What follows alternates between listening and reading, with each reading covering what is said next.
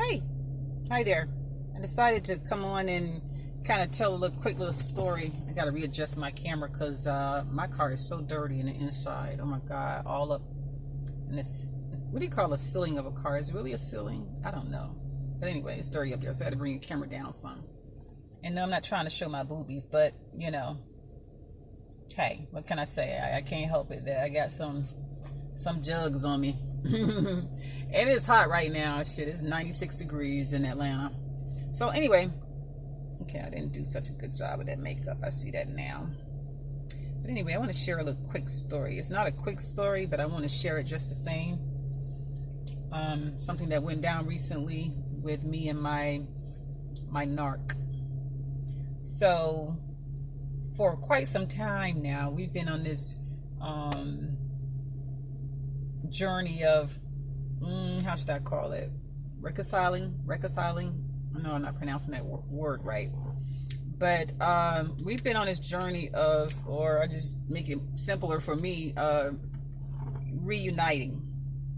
So I had moved on, I moved out the house, got my little apartment, and I was loving my independence. I was loving the freedom, meaning not stressing out about things going on around me. If this wasn't done, that wasn't done, because he's going to be back home. Just the stress of all that stuff that comes with living with a narc. Okay.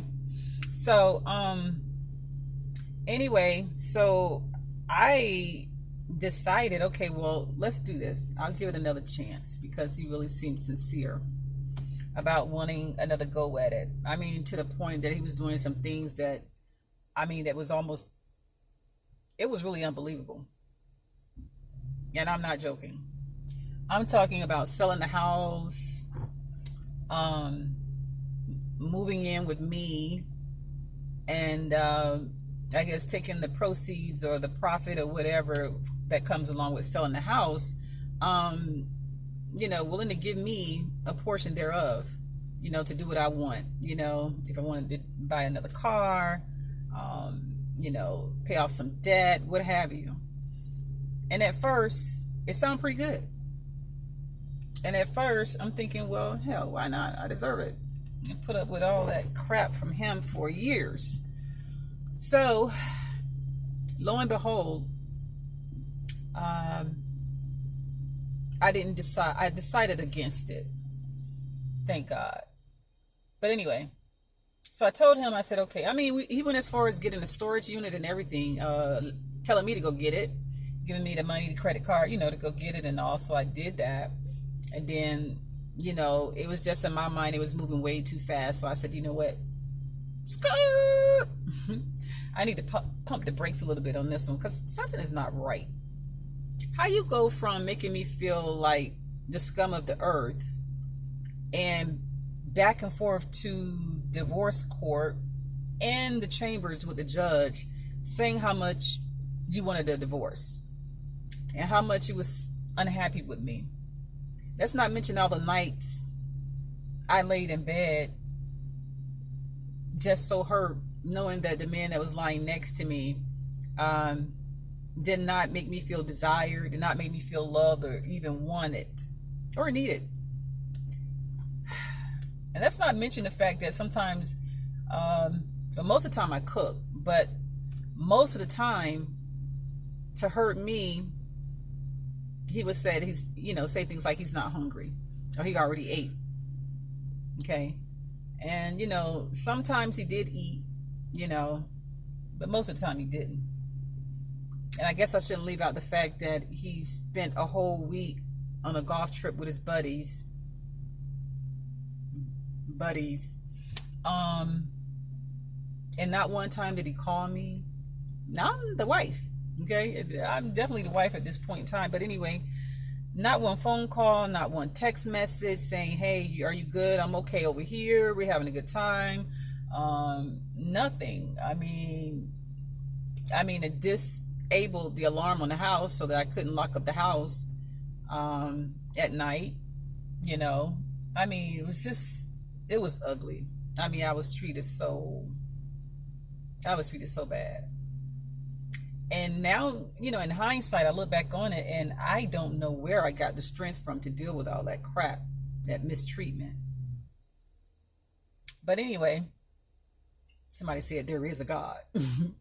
But anyway, and somebody said there are ancestors that watch over us. And somebody say, hey, there are spiritual guides that watch over us. So anyway, what happened was I had, you know, decided that, hey, this is done. I just need a little bit more time and I'm out. I'm going to save up my money. I'm going to start looking around and I'm going to find my place and I'm out. So when I did that and he saw that I was serious, I was moving out. Just let me know when you got those divorce papers ready. I will sign them, but I'm not going to sign them without an attorney looking them over first. Okay. So we discussed all that. And at that point in time, he realized that I was not bluffing. So then he decided, oh, okay, well, I better pump the brakes on this one. You know, he could be listening right now. I don't know. You know, could have my car. He probably do. Probably do have my car with some type of recording device in it or camera. But it's all good.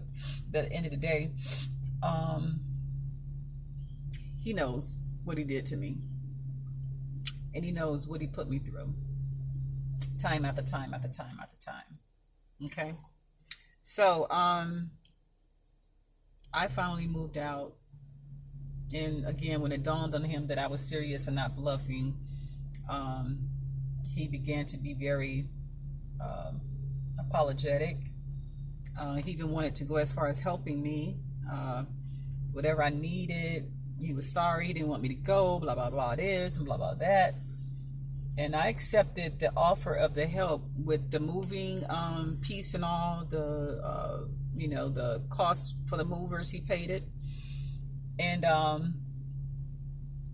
moved on. So I think he thought that he was going to know where I lived, but I never did tell him.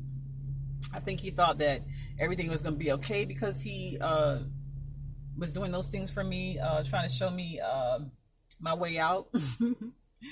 But I didn't budge. So I stayed on course. I got settled in my new place. I stayed focused with working and all that good stuff. Maybe about, I don't know, maybe close to a month in me being in my own place, he did show up at my job with flowers and Krispy Kreme donuts, because those are my favorite. It's my favorite dessert in the whole world. Okay, so anyway, so he showed up at my job, and again, he was very apologetic. He was saying how much he wanted his wife back and everything. I felt some type of way, to be honest with you. Because you know, it's just who I am. I care. I love. I'm compassionate. All that good stuff. So, but I didn't give in. So anyway, I